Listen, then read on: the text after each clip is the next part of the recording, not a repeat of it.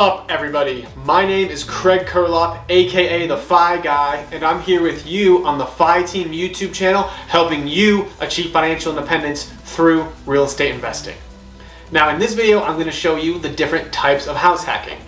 As you know, I'm a huge fan. I truly believe that house hacking is for everybody. And I'm going to show you, no matter if you have a family, whether you're single, whether you're whatever it is, whatever your excuse is, I'm going to show you how there is a type of house hacking out there for you and how it can benefit you. We call it the comfort continuum, right? On one side you have comfort, on the other side you have profit, and you're able to trade off comfort for profit, right? And so on the comfort most side of the continuum, we have luxury house hack. A luxury house hack is exactly what you think. It's the house of your dreams, right? Floor to ceiling windows, quartz countertops, 8-range stove, everything you need, right? The pillars, the floors, whatever. Imagine your dream house, right? However, in the back, maybe there's an additional dwelling unit, right? And you can rent out that additional dwelling unit, whether it's on Airbnb or whether it's just traditional. Same thing, maybe you have a basement that you don't really use and you can rent that out. There's a section of your house that you don't use that you can then rent out. And that rent will help cover your mortgage. In this strategy, typically you won't cover your mortgage, right? If your mortgage is $3,000 a month, you may be able to rent out a part of your house for $1,000 a month, but that's still saving $1,000 a month. That's very, very material. And this is great strategy if you have kids. If you need your private space, all of that kind of things. The second strategy is just your traditional duplex, right? Or 2 to 4 unit property. In this one, you may share a wall or a floor or a ceiling with your neighbor. However, you still get your own private living space.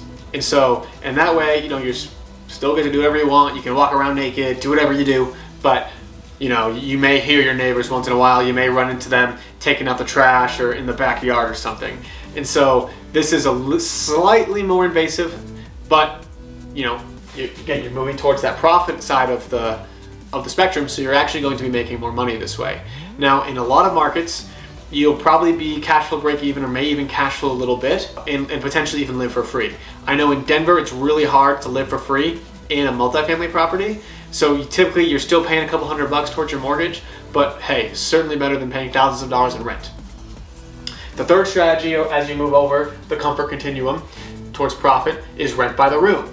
This is when you buy a cheaper single family house, you live in one bedroom and rent out the other bedrooms. So yes, you have your own private room, but you do need to share a kitchen and you need to share a laundry room and potentially some common areas with your other tenants and or roommates. This strategy is great if you have just moved out of college, or if you're single, or maybe if you're newly married or newly with someone that's kind of on board with you. That way, and you're able to make a lot more money this way.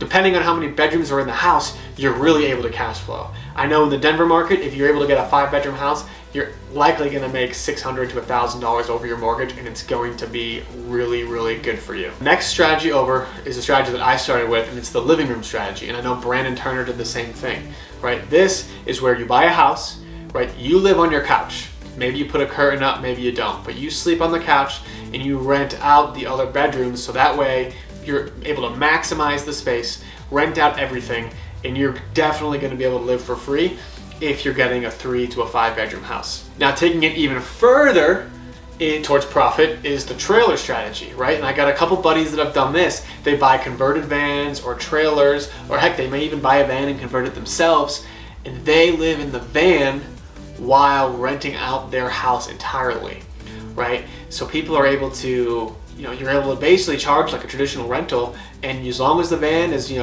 as long as it's your primary residence, which your van cannot be a primary residence, then you're not breaking any rules and you absolutely can do this. However, you do have to, live in a van or live in the trailer. And, it's a really great way to start out. But again, really have to talk to your spouse if you do have one about doing this. And, know that you're, for a year long, you're going to be prepared to kind of take this on. But it by far is the most profitable way to do it.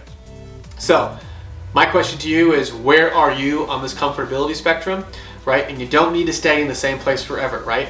I started off over here in the living room, then went to rent by the room. Now I've got my own unit, kind of in the 2 to 4 unit place, and pretty soon I'm probably going to be in the luxury house hack where I have the upstairs to myself and I rent out an entire downstairs. So, right, the whole idea is like you want to push your envelope with profitability at first. As you start making some more money, as you start growing your net worth, you come closer to the comfort side until you no longer need a house hack, right? No one wants to house hack forever.